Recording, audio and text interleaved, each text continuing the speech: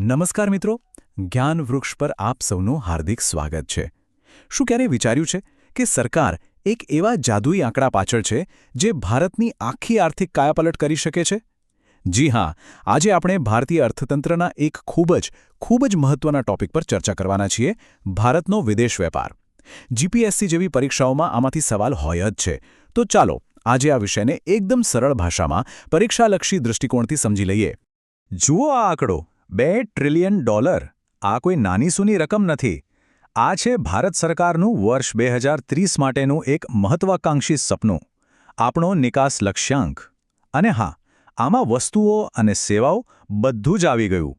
આ માત્ર એક આંકડો નથી, આ ભારતને દુનિયાની આર્થિક મહાસત્તા બનાવવાનો રોડમેપ છે. પણ સવાલ એ છે કે શું આ સપનું સાકાર થશે? શું આટલો મોટો ટાર્ગેટ આપણે મેળવી શકીશું? આ રસ્તામાં સૌથી મોટો કાંટો કયો છે? બસ આ જ સવાલ આપણને આજના આખા વિશ્લેષણના કેન્દ્રમાં લઈ જાય છે. ભારતની વિદેશ વ્યાપારની સૌથી મોટી, સૌથી જૂની સમસ્યા. અને એ સમસ્યા છે ટ્રેડ ડેફિસિટ. ગુજરાતીમાં કહીએ તો વેપાર ખાધ. હવે આ છે શું? ચાલો સાવ સાદી ભાષામાં સમજીએ. માની લો કે આપણી કમાણી છે ₹100 અને આપણો ખર્ચો છે ₹150. તો જે ₹50નો ખાડો પડ્યો ને, બસ એ જ છે વેપાર ખાધ.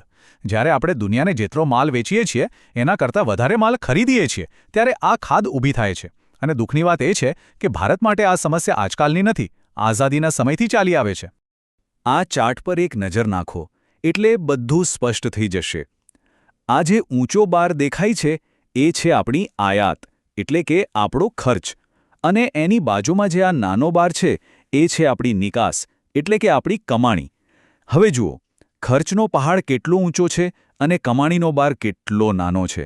બસ આ બંને વચ્ચેની જે ખાઈ છે ને, એ જ છે આપણી ટ્રેડ ડેફિસિટ. તો હવે મૂળ સવાલ પર આવીએ. આવું થાય છે કેમ? આપણો ખર્ચ આટલો બધો કેમ છે અને કમાણી ઓછી કેમ છે?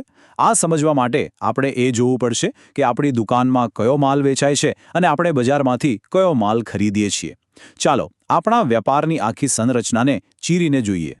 ચાલો પહેલાં આપણી કમાણીની વાત કરીએ, એટલે કે નિકાસ. એક સમય હતો આઝાદી વખતે, જ્યારે આપણે ચા, કોફી, મસાલા, શણ જેવી વસ્તુઓ વેચતા હતા. પણ આજે આખી ગેમ બદલાઈ ગઈ છે. આજે આપણા હીરો છે engineering goods, petroleum products, gems and jewellery, દવાઓ અને કેમિકલ્સ. અને હા, ઇલેક્ટ્રોનિક ગુડ્સ પણ હવે રેસમાં આવી ગયા છે. અને આ ચાર્ટમાં જુઓ, આપણી નિકાસની કેકનો સૌથી મોટો ટુકડો કોણ ખાય છે? એન્જિનિયરિંગ ગુડ્સ આપણી કુલ નિકાસમાંથી 25% કરતાં પણ વધારે. એટલે કે દર ₹4ની કમાણીમાંથી ₹1 તો અહીંથી જ આવે છે. આમાં બધું જ આવી જાય: મશીનો, ગાડીઓના પાર્ટ્સ વગેરે. પ્રિલિમ્સ માટે આ ફેક્ટ ગોખી જ લેજો. સૌથી મોટી નિકાસ કઈ? Engineering goods. અને જ્યારે દવાઓની વાત નીકળે ત્યારે ભારત માટેનું આ ગૌરવશાળી નામ તો યાદ રાખવું જ પડે: વિશ્વની ફાર્મસી. આપણે સસ્તી અને સારી જેનરિક દવાઓ બનાવીને દુનિયાભરમાં મોકલીએ છીએ. કોરોના કાળમાં તો આખી દુનિયાએ ભારતનો આ પાવર જોયો જ છે. તો આ તો થઈ કમાણીની વાત. હવે જોઈએ કે આપણો ખર્ચ ક્યાં થાય છે, એટલે કે આપણી આયાત. કઈ વસ્તુઓ આપણું બજેટ બગાડી રહી છે? લિસ્ટમાં ટોપ પર છે ક્રૂડ ઓઇલ અને પેટ્રોલિયમ. એના પછી આવે છે સોનું ચાંદી, ઇલેક્ટ્રોનિક સામાન, કોલસો અને આપણા હીરા ઉદ્યોગ માટે કાચા હીરા. મિત્રો, આપણી વેપાર ખાધની સ્ટોરીનો સૌથી મોટો વિલન જો કોઈ હોય તો એ છે ક્રૂડ ઓઇલ, કાચું તેલ.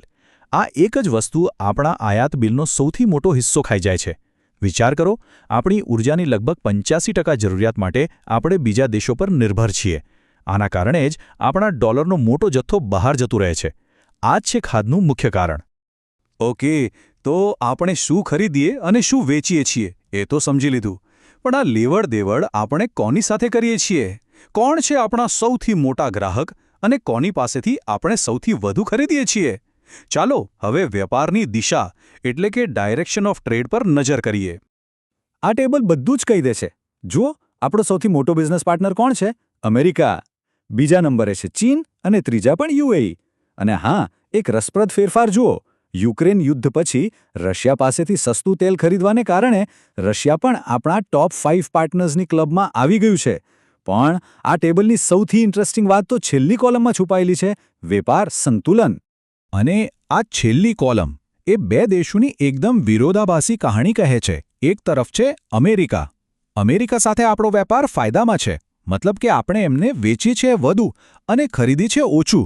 આ આપણા માટે બહુ સારી વાત છે. પણ બીજી બાજુ છે ચીન. ચીન સાથે આપણી વેપાર ખાત દુનિયામાં સૌથી વધુ છે. આપણે ચીન પાસેથી એટલો બધો માલ ખરીદીએ છીએ, ખાસ કરીને ઇલેક્ટ્રોનિક્સ અને દવાઓનો કાચો માલ, કે જેની સામે આપણી નિકાસ સાવ મામૂલી લાગે છે. આ જ આપણા માટે સૌથી મોટો માથોનો દુખાવો છે. તો હવે આ બધા પડકારો સામે સરકાર હાથ પર હાથ ધરીને તો નહીં જ બેઠી હોય, ખરું ને? આ વેપાર ખાત ઘટાડવા અને નિકાસને બૂસ્ટ આપવા માટે સરકાર કયા પગલાં લઈ રહી છે? ચાલો હવે સરકારની સ્ટ્રેટેજી પર એક નજર નાખીએ. મેઇન્સની પરીક્ષા માટે આ ભાગ ખાસ અગત્યનો છે. સરકાર મુખ્યત્વે 4 દિશામાં કામ કરી રહી છે. પહેલું, PLI સ્કીમ, એટલે કે પ્રોડક્શન લિંક્ડ ઇન્સેન્ટિવ્સ. સાદી ભાષામાં સરકાર કંપનીઓને કહે છે કે તમે ભારતમાં જ વસ્તુઓ બનાવો, અમે તમને પ્રોત્સાહન આપીશું. બીજું, નવા ફ્રી ટ્રેડ એગ્રીમેન્ટ્સ, જેમ કે ઓસ્ટ્રેલિયા અને UAE સાથે કર્યા, જેથી આપણો માલ એમના બજારમાં ટેક્સ વગર કે ઓછા ટેક્સ પર વેચાય. ત્રીજું, અને આ બહુ રસપ્રદ છે, રૂપિયામાં વેપાર. ડોલર પરની નિર્ભરતા ઘટાડવા વોસ્ટ્રો એકાઉન્ટ દ્વારા સીધો રૂપિયામાં વેપાર કરવાની કોશિશ થઈ રહી છે. અને ચોથું, ડિસ્ટ્રિક્ટ એઝ એક્સપોર્ટ હબ. આ યોજના હેઠળ દરેક જિલ્લાની એક ખાસ પ્રોડક્ટને ઓળખીને તેને દુનિયાના બજાર સુધી પહોંચાડવાની યોજના છે. ચાલો તો હવે આખા લેક્ચરનો નિચોડ કાઢી લઈએ.